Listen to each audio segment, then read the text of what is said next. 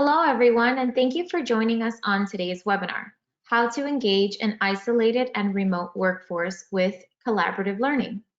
Our presenters today are Lars Hyland, Chief Learning Officer for Totara Learning, and David Wentworth, Principal Learning Analyst for Brandon Hall Group. I would like to extend a thank you to Totara for sponsoring today's webinar. And let's learn a little bit more about Totara. So Totara builds employee engagement, learning, and performance management technologies that enable large multinational corporations, government entities, and mid-market companies to deliver enterprise-level talent and workforce experiences. Totara's talent experience platform unifies a transformational learning management system, a user-centric learning experience platform, and a comprehensive performance management system under a single and highly adaptable architecture. Totara's flexible architecture gives organizations the freedom to innovate, the freedom to choose, and unlocks critical resources for reinvestment into where it really counts. Now, for those of you that aren't familiar with Brandon Hall Group is a research and analyst firm that empowers excellence in organizations around the world through our research and tools. Just a quick mention that our Excellence Awards program is now open for submissions, and we have added about a dozen categories across multiple program areas, so please be sure to visit our website for the latest. Your participation in our surveys is one of the most crucial components for our research, so if you have a few minutes and see any topics that you're interested in partaking in, please visit our website, and all participants receive a piece of complimentary research once the results have been analyzed. And finally, a few logistics. The presentation is being recorded. Playback and slides will be provided to everyone within 24 hours of the webinar in a follow-up email. If you would like to ask a question, please do so by typing it into the question box for our presenters. If you would like to download a copy of the presentation instantly, you may find it in the handout section on your control panel. And without further delay, I will turn it over to Dave so we can get started. Great, thank you, Melissa, and welcome everybody. Thanks for joining us today. And I was leaving this up here for a moment for you to get familiar with where that question box is. Both Lars and I will try to answer any relevant questions that come in real time so we can have an ongoing dialogue. We'll save some time at the end as well to catch any we may have missed or any new questions, but feel free to ask questions as we go through to make sure that we hear what you're saying, and we'll try to answer your questions as they come. So thanks for that. And with that, so let's get started talking about today's topic. And obviously, what we want to start to dig into is the impact that this pandemic has had on organizations. Now, obviously, this isn't news to folks on the call. You've been dealing with this for a year, give or take, and you're probably acutely aware of the impact on your own organization. But we want to look at it from sort of a bigger picture standpoint and what impact that has on how we manage the employee experience as well as learning and development moving forward. So one of the key things is that this remote work pendulum has swung obviously completely far to one side, where as the lockdowns began and stay-at-home orders were issued and people just for their own good were staying home, obviously the percentage of remote work shot up dramatically. And what we've found in our research and what we're hearing from organizations we talk to is that as the return to work strategies start to roll out and companies start to shift a little bit and vaccine becomes more widely available, we see that pendulum is not going to swing all the way back, right? So if you look here, you can see that before the pandemic, about 68% of companies said that their percentage of remote workers was a quarter or less of their workforce. So a lot of those in that very small percentage of remote workers. And of course, once the lockdown started, the pandemic really set in, those numbers shot through the roof, and you could see 51% saying it's more than 3/4 of our workforce is now remote. So a massive jump. And then we asked, okay, well, what's going to happen as things start to ease off? We start to return to work. What are we going to have? And you see that 37%. 27% of companies say that they're going to go back down to that 0 to 25% of the workforce being remote. So a dramatic drop and an increase in the remote work. So the ultimate story here is that remote work is here to stay, and that really changes how organizations approach a lot of these strategies. It's not about how do we get through the next few months of remote work, right? Let's just get through this time until we can get back to whatever was normal. It's a change in strategy for the future. And one of the biggest things that hit when remote work shot through the roof is you've got a lot of people who've never really done it before, right? Organizations that don't have much experience with it. And so we did see in the early days, back March, April, May of last year, there was a big fear and some realized fear of productivity loss among the workforce that was working remotely. And companies said the biggest thing that was causing it was distractions at home, right? We had kids weren't in school, spouses and partners working together in the same house. So there's a lot of distractions in the home. And so there's all these different kinds of levers of productivity loss, but it's interesting to see things like, the managers' inexperience in managing remote workers, right? So how do we do that now that people aren't down the hall? You have the employees themselves, their lack of experience working remotely. This lack of connection between learners and managers at 29%, so that was a big cause of productivity loss.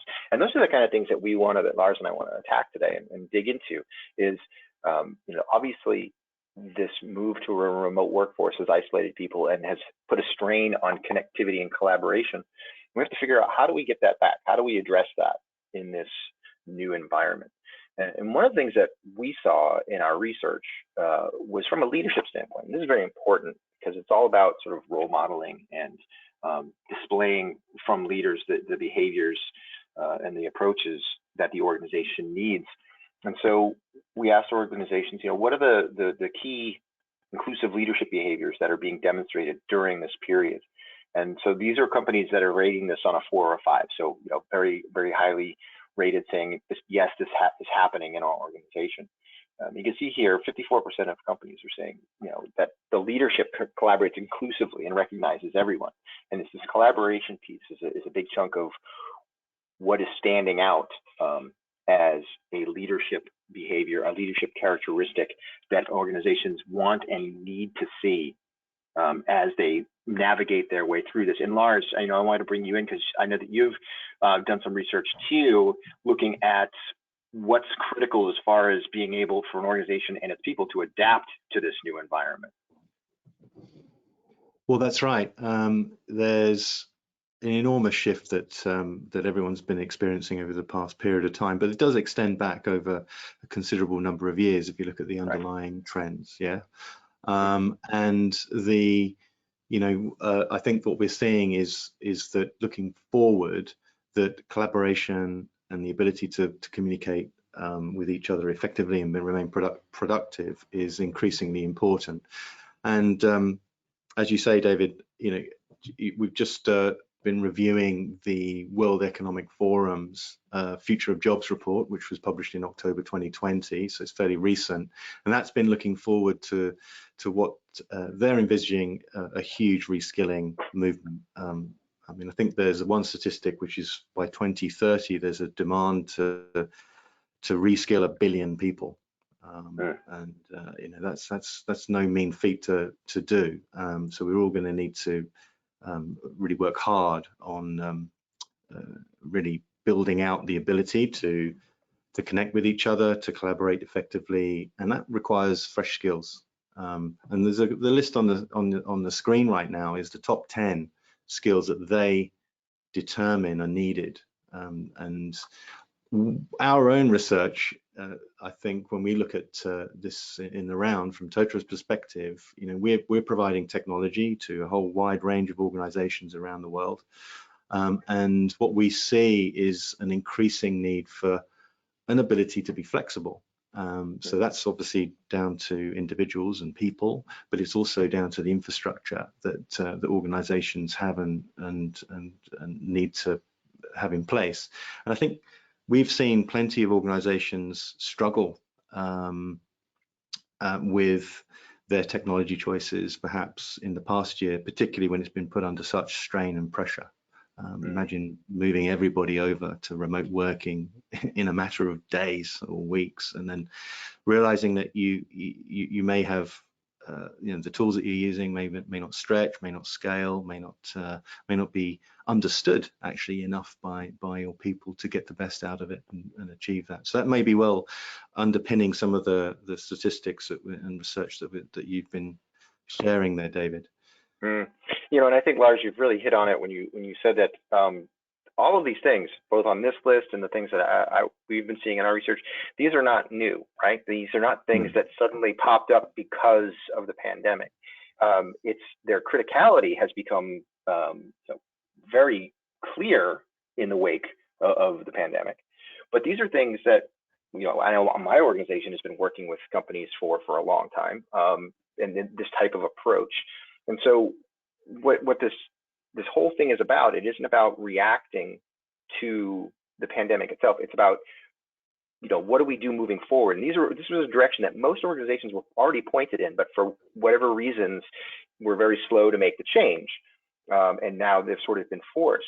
And I think what's really important here is this focus on that resilience and flexibility. While that's always been a key characteristic to have in people, and especially leadership, but everybody in the organization, I think what matters now is that organizations' ideas of what flexibility really means have changed, I think is what's happened, right? When people would all have been saying for years, well, business changes very rapidly, we need to be flexible, we need to be agile to keep up with the speed of business. But in people's minds, the parameters of what that change could possibly be probably didn't include a global pandemic. And so the change, the definition of change for organizations has broadened drastically, right? So the types of things that we need to be flexible for is completely different now. And they've taken a new approach that, okay, we may have thought we were agile before, we may have thought we were flexible before, but it turns out we weren't.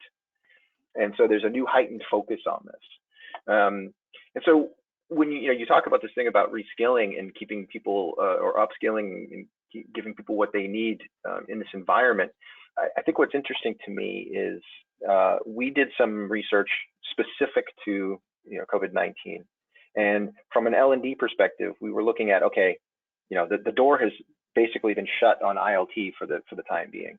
What are organizations doing instead of that? Because we know that for as long as we've been tracking this stuff, in-person classroom training has been the #1 way companies deliver training.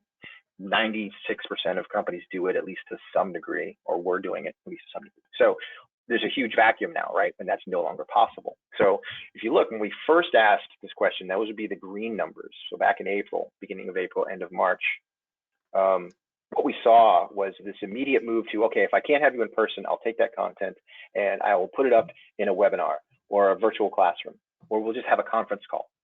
And that's how we'll do this.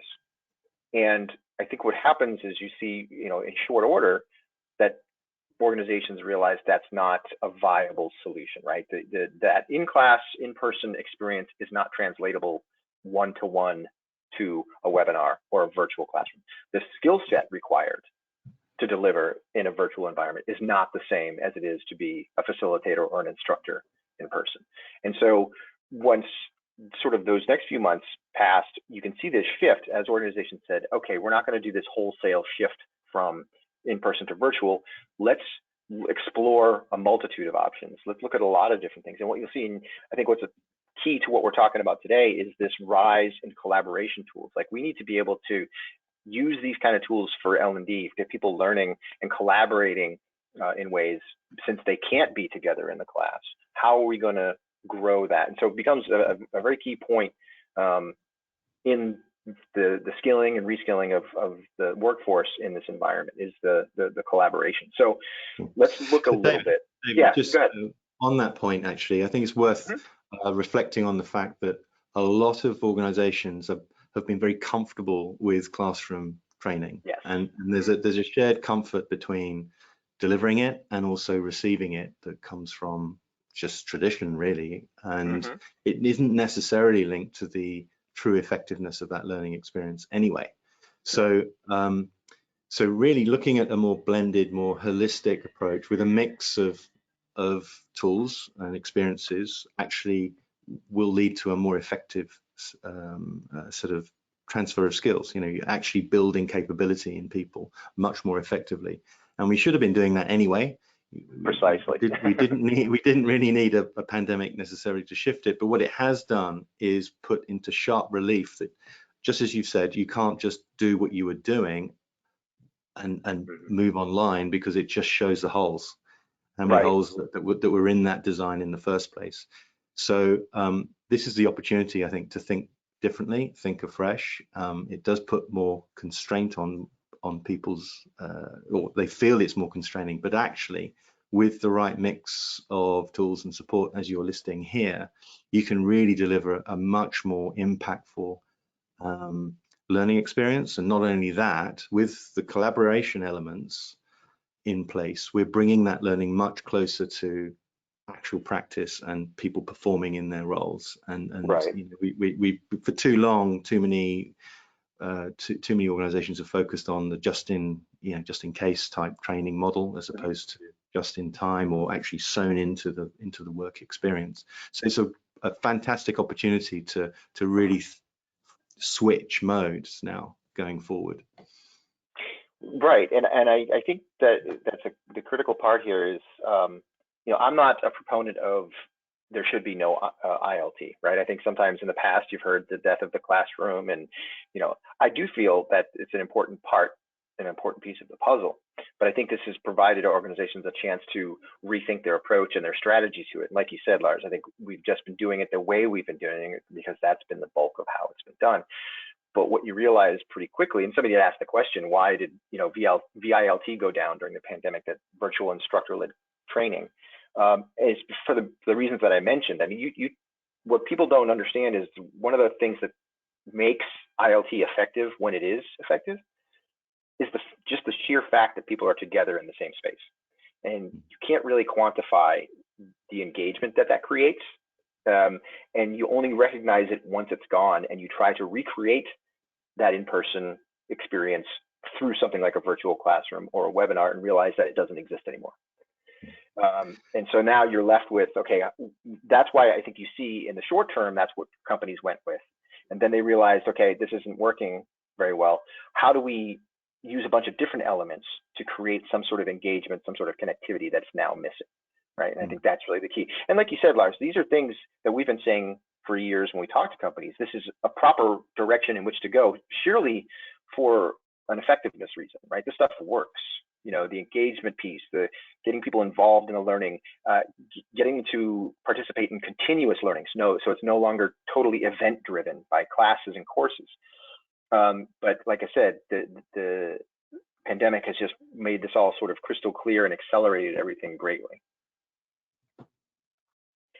So yeah, let's talk a little bit about, you know, specifically about the collaboration. Now, I'm going to share some of the results from a survey that we've just had launched here at Brandon Hall Group on team development.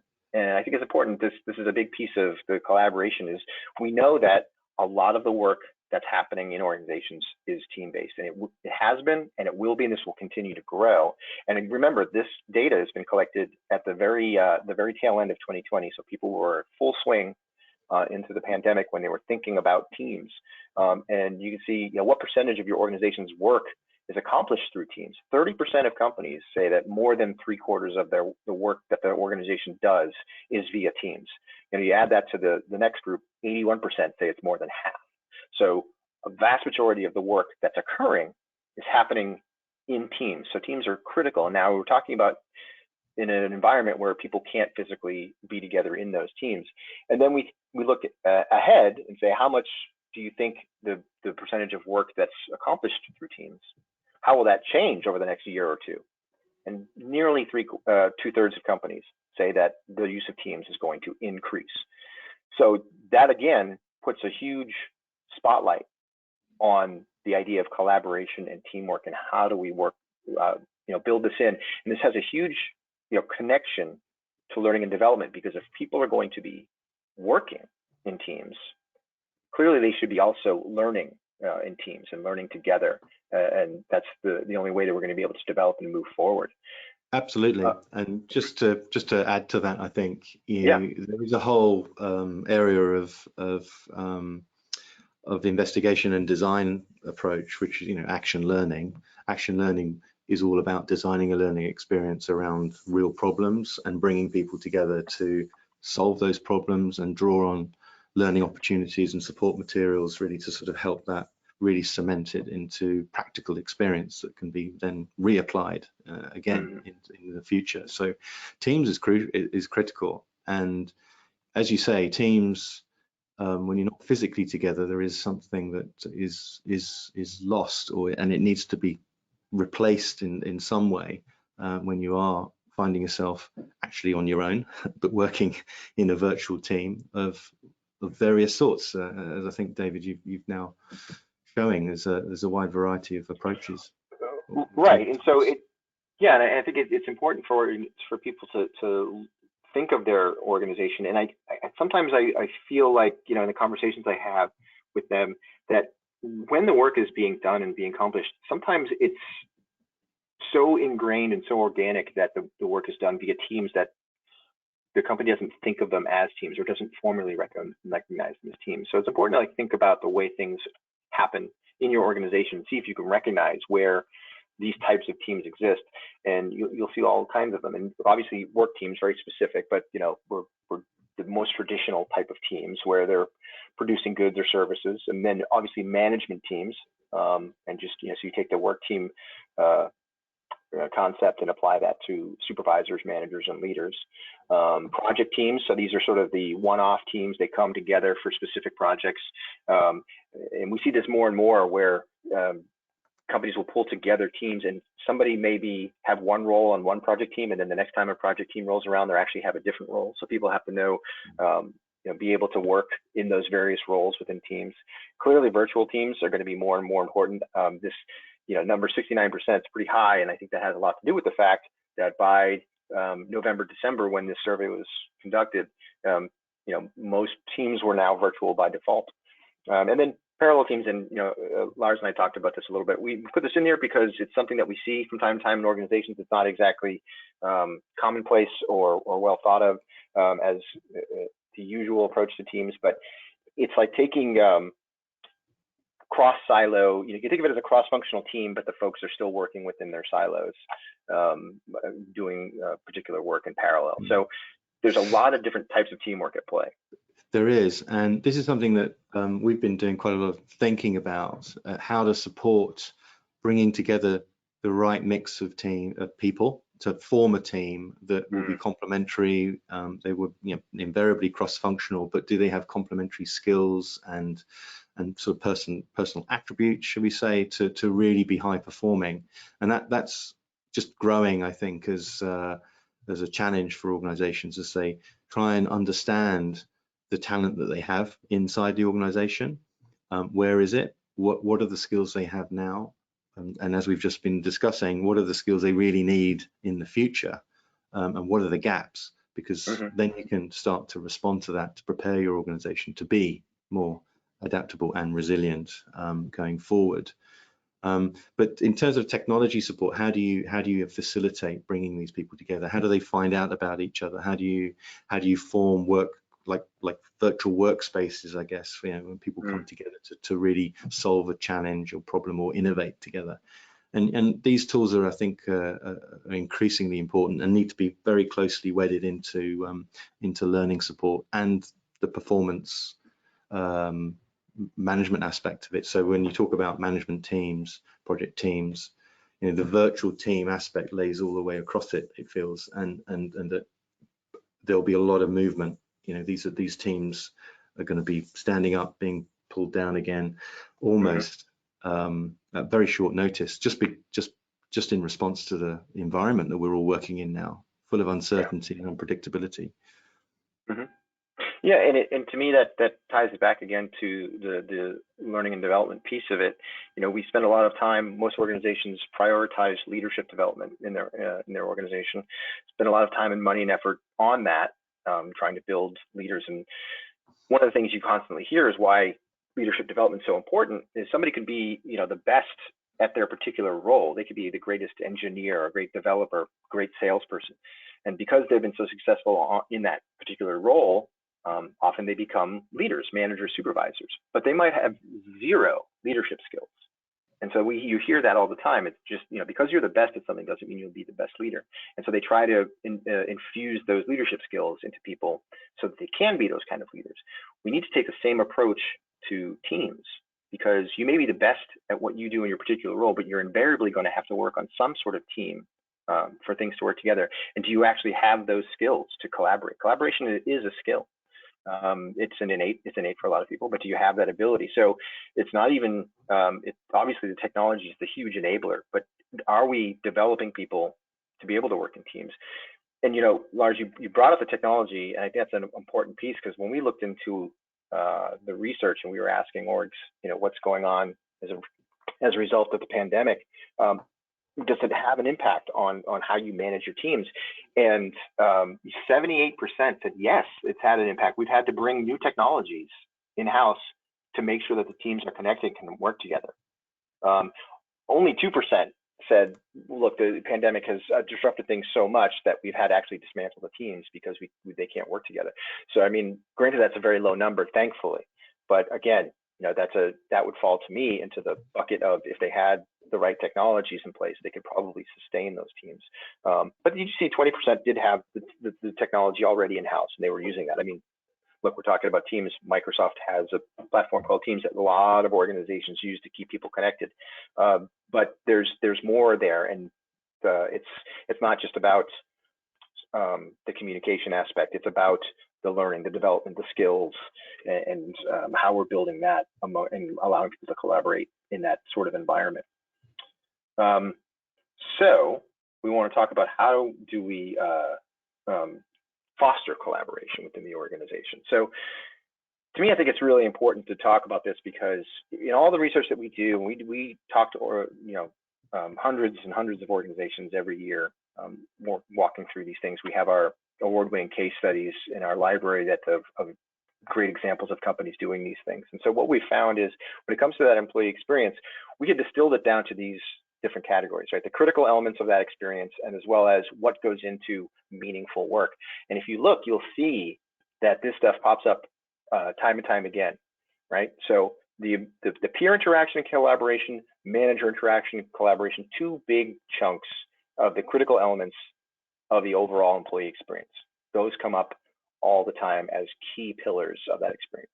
And then when you talk about what makes meaningful work, we've found that in that set of things that is meaningful work, collaboration is one of those elements. So this is a critical thing that organizations need to focus on and figure out. And I want to turn to you, Lars, to talk a little bit more specifically about employees and sort of their priorities when it comes to collaboration in their work. Yes, indeed, and I think this just reinforces what you've found, and what plenty of research has seen, is that there's been this shift of priorities over a considerable time, I'd say, but it's come into really sharp focus over the past 2-3 years. I think is that our sense of priorities as workers working for organizations is that it's really shifted from a real strong focus on the job. And to be fair, there's plenty of people where right now we're all in a situation where you might be one step away from, or worried about losing a job. So I'm not playing that down, but in more stable times, we are sort of seeing that people want to work, but also balance it carefully with the rest of their life. And that's become even more sharply focused as we've been thrown into our homes and bedrooms, and it's become offices for ourselves, and it's stomped heavily onto our lives. And how do we make that separate, or how do we separate that out? How do we navigate that transition? So that's a real critical issue, and it's become, and just picking up one of the earlier bits of research that you showed, I think the top priority was people's well-being and sense of mental health, and really concerned about people. That is really critical to this. So going forward, we shouldn't lose sight of that, because what motivates us in the workplace is underpins these shifts. So I want to have balance in my life. I want to be able to build on my strengths. I want to be able to work with complementary people. That comes down to collaboration. And yes, I may have some weaknesses, but it really is about plugging in and working collaboratively together in as high performing teams and really be able to exercise what comes easy to you perhaps, and maybe very hard for others. And that sense of moving from a hierarchical model where I'm being told what to do by a manager, and now it's more a case of being mentored and coached and guided in what I do, and there's a more fluid two-way communication that needs to be supported. So that's a feedback and check-in mechanism is increasingly important. And as I think everyone is just really strongly realizing, either because they have had to change roles, so they've lost a role and been trying to find another role, and finding out that their current skills maybe aren't as employable as they thought, there is a real pressure to focus on your own learning and development and to take much more ownership over it, which when you're looking at the effectiveness of any learning and development activity, then that ownership has to be there. It has to be, that motivation has to be there. Right now we've got a very powerful extrinsic motivation to do it, where we're needing to find new jobs and roles maybe imminently in the years ahead, because the current roles that we occupy now are under threat, either by technology or by economic shifts and changes. So looking forward into, if we look at what those disruptors are, when you look at what's underpinning the shifts that we're seeing, well, clearly technology is impacting pretty much every sector. It doesn't matter where you're working now, your business is turning and transforming into a digital business in some respects, either through automation or through other applications of technology, which is making your supply chains, all of your processes more efficient. And the nature of the roles there are quite fundamentally going to change in many areas. But if you're an established large company, then turning that ship, in what is now very tangible speed of change, just this past year, I think has really made us understand what exponential change is about, and the impact of technology is only going to accelerate that further this year and onwards. So that's a key thing that we need to grapple with, and that's about collaborating in flexible ways with others. And we've already talked about remote work. Working from home is no longer seen as a perk. If anything, it's seen as a may have switched around in people's perceptions. We're desperate to reconnect in many regards with others, but differently. I think going forward, the role of the office space is going to definitely change quite significantly. And also our definition of what a workforce is. So we tend to think that they're employees working full-time or part-time for an organization, but actually a blended workforce is becoming more prevalent, where we've got this gray area between being employed or actually not being fully employed. You're part of maybe a freelance or contracting community. You may be a micro business being set up. There's been unprecedented levels of shift there over the past 12-18 months.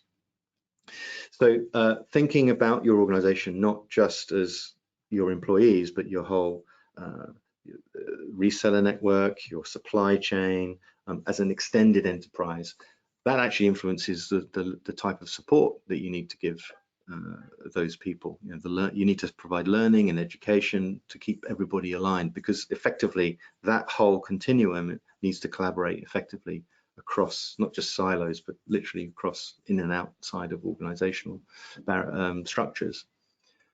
And we've already touched on the reskilling challenge that lies ahead. That cannot be underestimated. So it's something that we do need to look very carefully inside our organizations and have the means by which we can audit, look at the skills that we have and who has them, and you may well find they're in surprising places, and then facilitate much more freedom of movement to face off to the new challenges that your organization will have as a result of all of these disruptors together.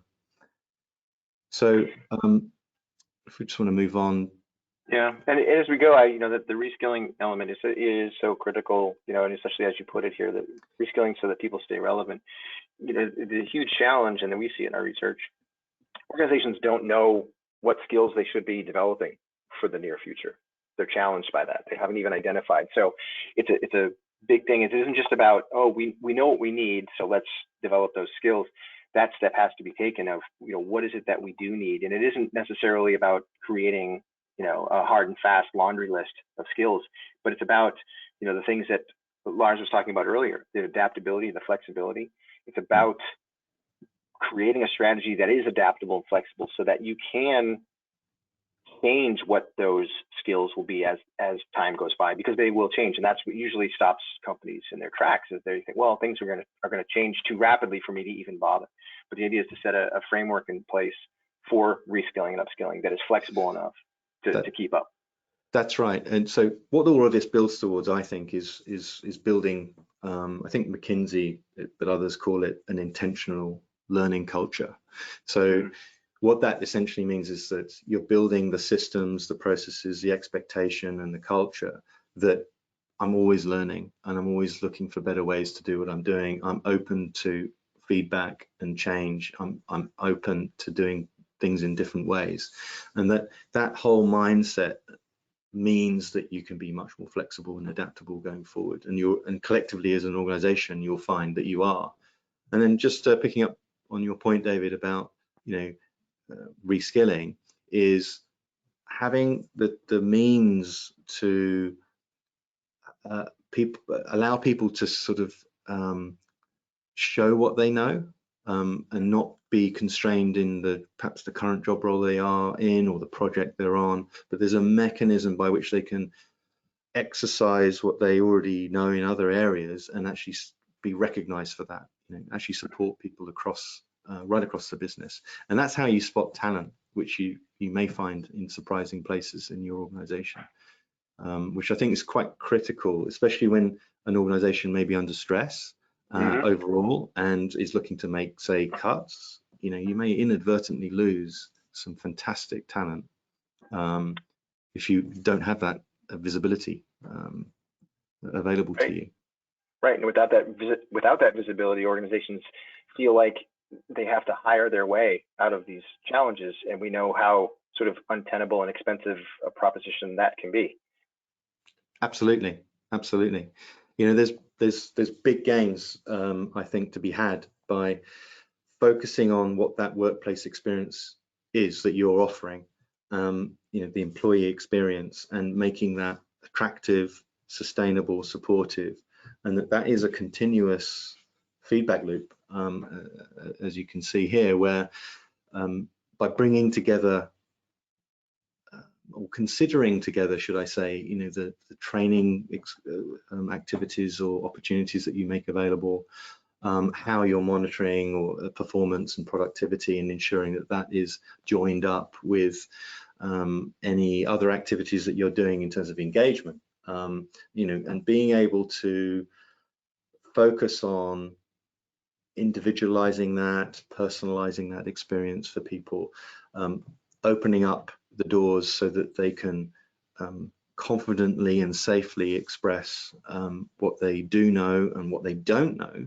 so that the improvement can happen in a timely fashion. So this is all a continuous mechanism, and it's important that I guess the infrastructure that you have, the processes, but also the technology, and also the way in which an HR function inside an organization is structured, it is about alignment. It's not about just thinking about those things in separate siloed ways, which is still very common. And I think that needs to be challenged, that thought, so that you can think more holistically, align those elements, and that way you start to expose the talent that already is there. You can develop the talent that you already have, and do that in a fashion that keeps people motivated. They stay motivated and engaged. Yeah, that's our vision, I think, to collectively for us all, as in whatever organization we might find ourselves in. I'm sure you'll be, if you think about your own organization, you'll see that there are broken elements in that loop, which could be improved if if you did change that mindset somewhat and structure. Yeah, and the piece that it hits for me is when you talk about it isn't just being engaged, being aligned, and I think that's so critical. And we've seen it in actually on our research. We did a survey and a study around what goes into the learning experience, the learner experience itself, and we found that companies who say that their approach is having a positive impact on outcomes like employee engagement and individual performance, time to productivity, all of these different outcomes, we found that they were far more likely to provide things like they would let learners know what the link was between the learning and their particular path, like here's why you're seeing this. They would also provide the goals and outcomes expected, so they knew that this is what the organization is hoping to achieve through this, which sounds very basic, but the reality is a lot of times learning functions will create the learning, and they'll put a lot of time and effort in it and make it very, from in their minds, very engaging, but just sort of put it out there. And people are expected to think that, yes, I'm seeing this because it matters to me, and it's by definition, it's effective and connected. But if you don't give the learners that initial what's in it for me, then you're already trying to jump this very high hurdle of engagement, right? So, but the ability to align the learning that's happening with the organization itself, its outcomes, that person's personal path, their requirements, their interests, whatever it happens to be, you've now sort of taken that huge leap towards engagement and outcomes. Absolutely. So I think it's also important to see that really what we're trying to do here is sustain that motivation across all of our employees, and to do that we need to understand what motivates people actually in the workplace. And too often it's misguided. It's not just about reward. It's actually really about aligning three underlining things, which I guess a number of you may well be familiar with. A book that was published 10 years ago by Daniel Pink. It's called Drive, and he brought together a number of elements of research that really explored motivation in the workplace. But they could be summarized as, having the opportunity to learn and develop mastery in areas where your strengths are, and that really concurs with what we've been discussing already. Having that space and confidence to be able to exercise those skills and to engage with others and collaborate with others confidently. So there's psychological safety in the culture that of your organization to allow that. So that autonomy is there. Plus there's an alignment between the purpose of that organization and, if you're an employee, that's why you're working for them, that you feel personally motivated and aligned with that. And if that's achieved, if all three of those elements are supported successfully, it's a bit like three legs of a stool. If one of them's missing, the whole thing falls over. If they're aligned properly, then huge benefits can be gained, I think, in terms of productivity, in terms of talent retention, talent development, and all of that will just move the organization forward as a whole. And it will be more resilient, and it will be more adaptable as well in the face of all sorts of unknown change ahead. So what does that mean, though, in terms of the infrastructure that you have in your organizations? Well, I think typically all of those three things, whether it's performance management, engagement, learning management, all of those three things are typically sort of managed separately. They're not aligned and not giving that that workplace experience or that talent experience. They're not delivering that in a way that is congruent and aligned with what people are experiencing to support their day-to-day work. Too often it steps on its own toes, and you end up frustrating people or slowing people down. It adds friction into their day as opposed to removing it. So that's very much what I think we're certainly here at Totara, that's something that we're very focused on, is to see if there's ways to provide platforms that are removing that friction and that will encourage that that approach, that more aligned approach. So one way of looking at this, and it's sort of a nice way of looking at it, I think, is to summarize, I guess, the direction we're all heading in, which is a world which is more uncertain. It does require more agility and adaptiveness or adaptability. And to do that, you can sort of characterize your organization in say musical terms sometimes. So many organizations perhaps are sort of classical in structure, i.e. there's a strong hierarchy. You've got a clear conductor who is giving you a set of operational procedures and processes which you abide by, a fixed score, shall we say, and then you perform accordingly in quite known and well documented and no deviation from that. But that sort of model doesn't work so well when you get shocks like we've had. That rigidity and that brittleness becomes challenging. So if your organization was more like a jazz ensemble where you are working together, there is a constant real-time sort of feedback mechanism between all the players. No one person is necessarily leading or in charge often, and any one of you can go off and improvise at any point, and others adapt around you. So that sort of type of thinking perhaps fits better for the future, where shocks arrive. How does your organization respond to that? Do you have that adaptability? Do you have that a way of collaborating that is slightly loosely coupled, but also is built upon expertise that is both deep and broad and flexible enough? So the role of building skills that enable people to operate in that way and confidently feels to me that those organizations that can do that are far more likely to be successful in this rapid change and dynamic of the world that we now live in.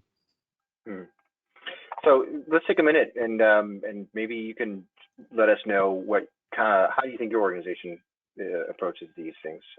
And the poll just closed on me before I had it open. Melissa, if you add it again real quick, maybe I can relaunch it. But we were going to get a sense from the group where your organization might be in terms of the type of based on what Lars is just describing. And if you want, you can put some comments and or feedback into the question box, and we can take a look at that. But the tool, for some reason, closed the poll before anyone actually took part in it, Lars. So, but just something to think about. See what's going on within your own organization. And as we move forward here, let's bring it all back together with the disruptors and how that fits into all these other elements. Yeah, sure. I mean, the concept of adaptability, I think, can be summarized as moving our corporate cultures away from a culture of compliance more to one where there is distributed decision making and a culture which actually does have much more mutual trust sewn the way through it.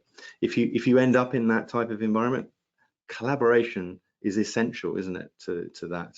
You can't not have that sense of collaboration. It's the thing that makes that work effectively. But that's also what will lie at the heart of being a much more innovative organization and being able to remain competitive going forward. So these 5 disruptors, there are additional elements to this that we describe in an ebook, which you're free to download. The URL is there on the screen. But essentially, in order to build that better workplace, to be resilient, adaptability is critical. And in order to do that, the technology that we're sewing into our organizations and putting into our organizations needs to be flexible. It needs to integrate. It needs to be an ecosystem of tools and that will not just be right for the next 6 months, but is something that you can adapt and it can be flexible in the light of changes, business needs in business needs that you're facing. So that gives, I think, that adaptability operates inside people. It operates in terms of the structure of the organization, and then that structure is bound together by the technology that it deploys across it. And if any of those elements isn't flexible, it's therefore brittle, and if it's brittle, then it breaks under any stress. And the future is full of 180 turns. I think for people, they'll be needing to rethink their business models on a far more frequent basis than they've ever done before. So yeah, I'd encourage people to take a closer look at this when they get an opportunity. Yeah. All right, so we do have some questions that came in, and I wanted to make sure we took this last bit of time, this 10 minutes or so, because there's some pretty good questions. I will say that people were chiming in on the type of organization, and we saw people saying that they're moving from classical to jazz, and they're doing it rather quickly, and also classical and trying to change and feeling a bit pushed in that direction. So that's what we would assume to see, is that a lot of organizations are trying to make that shift to that type of approach. So I have a nice, I think, a very deep question here. I'll throw out, and Erin's wondering, she's wondering about complexity consciousness in organizations, right? So how can we support employees to function successfully as the systems and the organization become increasingly complex at an increasing velocity? Do you have any thoughts on that? It's a pretty deep question, but. That's a great question, because if you unpick the complexity, often our organizations are unnecessarily complex. So there's complexity, which is almost like the fossilization of just the way we've done things, and you start to forget why it was there, and it becomes calcified, and that's challenging. And that complexity is something that can be needs to be addressed. It needs to be looked at afresh, and you can often find simpler routes through if you're willing to knock those things down. However, I think the direction of travel, which I think the question is really talking to, is that things are all our products, our services, there is increasing complexity in order to deliver those things out to our customers and etc. And that creates a learning challenge, doesn't it? To be able to understand those things and be able to evolve them accordingly. So for me, I think it's getting first of all, getting the basics right, so that you've got the right infrastructure in place and the right tools available to you to enable people to learn at a more faster pace. And when I say faster, more effective manner. Yeah. So that talks to the intentional learning culture that I alluded to before when we were talking to that. But the other aspect of this is that technology's impact on that complexity, is growing, but it's also solving it. So when you look at the increased use of AI tools and machine learning, sort of automating of processes, that robotic process automation, RPA, all of that is having a dramatic effect, I think, in almost black boxing to the human that complexity. And instead, what we need to understand is what those tools are doing, and so that we can ensure that we understand them and that we can improve them in the right ways. So I think there's this double-edged element to this, so you want to be the right side of it as an individual person, being able to understand it. And I think that's a big part of that skills transition and challenge, is understanding that impact on yourself and also the organization. Yeah, it's a balancing act, right? There's always unintended consequences for things, and I think of technology a lot of times. If you think over the course of your own life, how many times you've been told that this bit of technology is going to save you X amount of time. By now you should have, just hours and hours of free time to yourself. But that never is the case, right? It's everything that solves something sometimes comes with its own little piece of complexity. So it's figuring out that balancing act for sure, the way you were describing, Lars. All right, so another question that came in. This is a very specific one of you, and I swear this is an organic question that came in. But was curious about how, we've talked a lot of theory and concept and research around teams and collaboration. Your specific experience, with the Engage tool, you don't have to name a client, or just give some use case examples, or just an example of how Engage is supporting this type of team collaboration. Someone who's just curious to know that.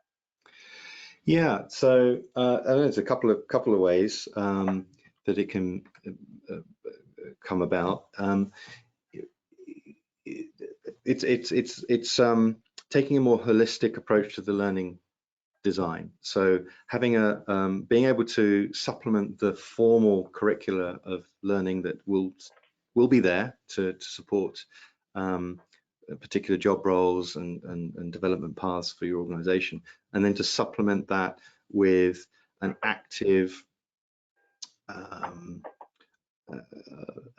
peer-to-peer opportunity to create your own learning content, curate your own learning content, and to share that and to start solving problems and align that to an action learning problem. So in our tool sets, we have concepts such as workspaces. You can form a workspace around a team or group, and you can join that around a common set of interests, and material is then shared through that collaborative experience.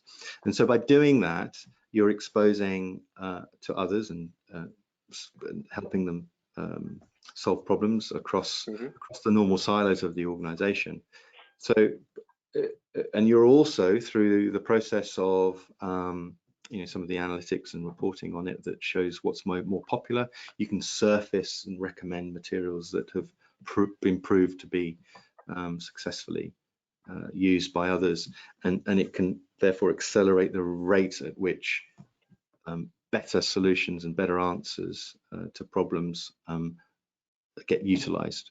So you're shifting the learning experience from being passive to being much more active as a result. Yeah. And then just one other quick flavor of that is where you take a social learning first model, and we've got an organization that's done that, where they've reached down into their organization. It's one that's sort of bar and restaurant sort of chain, or multiple chains and brands, and what they've done is create a social first. It's all about sharing your own experience in the particular bar or restaurant that you're in, and asking questions of each other, and it's peer-to-peer learning first, interjected with formal opportunities. So when they surface up and they ask these questions, the formal opportunities follow it. And that's interesting because it's all motivation led then. Right. It's not the company or the organization imposing a whole curricular of things that I have to do, and that feels like school, it feels like and it still is often the experience that we have. But the other way around is where I'm asking questions, I'm getting them answered, I'm solving other people's problems, and other people are coming back to me and offering me opportunities to deepen my knowledge and in areas that I'm already showing an interest in. Either it's a performance support issue, or it's a more of a developmental opportunity. So there's a couple of ways in which I think bringing together the formal learning aspect of things, and then offering a highly collaborative, easy to collaborate tool set as well. Joining those two together is really powerful. Yeah, and I think one of the key parts of that is a tool like that, like Engage, is it's not just that you're allowing people to collaborate in the sense that they can ask each other questions, which is a great thing, but it's, look, people are going to ask each other questions anyway, right? They're already doing that. Whether you've got a platform that allows them to do it, they're figuring out how they can get information from one another. So the key is, okay, do I have a tool that allows them to do that very easily, and also allows other people to learn from those interactions, whereas one person asks a question, another one answers it. It isn't just those two people who are benefiting, right? It's everybody can benefit. And it is. Yeah, and going one step further too, the ability for people to really share their knowledge by creating content, not simply answering questions, but actually creating content and being able to share that is critical. I think for some reason, a lot of organizations are afraid to unlock the knowledge that exists in their workforce, and they keep people sort of locked up with what they can and can't say or do or share. But the idea is, if you can give people tools that say, look, here's how I solve this problem, and I can shoot a quick video, I can make a quick little click through for it, a PDF, whatever it happens to be, and then share that out to people, and then people can, reshare it, can comment on it, can do whatever. That's what their collaborative learning is all about. So you need to look for tools that allow more than just, hey, how you doing? Or let me like your post, but actually be able to create things that are very useful to the whole organization. Absolutely, Yep. and it creates a very useful feedback loop for the L&D teams as well, where you start to see things that aren't covered in the more formal curricula, and you can spot it, you can co-opt that material and maybe formalize it, because it would benefit from that, and bring it into the onboarding materials of a particular job role, for example, and spread it out right across the organization, rather than it just being discoverable. But yeah, that closing of the loop of people exposing how people can problem solve, and then spreading the results of that out to the wider organization almost immediately, it has a huge benefit to especially to larger organizations who are typically struggle with that knowledge dissemination. Right, and it'll also help you identify knowledge centers and skill areas in the organization that perhaps no one knew existed. If someone becomes an expert and is helping everybody with this one area, no one may have known that person was the expert, but that can surface in a system like that. Indeed. Yeah. Well, we've gone just a little, about a minute over or so. I really appreciate everyone asking questions and joining us today. Thank you so much to Totara for giving us the hour, and of course, Lars, your time as well and your insights. I appreciate it very much. Thanks to everyone for joining. And so Lars, any last words or just a thanks? Yeah, well, thank you everybody for your time and attention. I'd welcome any contact you'd like to make with myself or my colleagues, and we can tell you a bit more about what we're doing. But best of luck, everyone. It's tough out there. I appreciate that. So thank you, and good luck. Yeah, thanks everyone, and stay safe.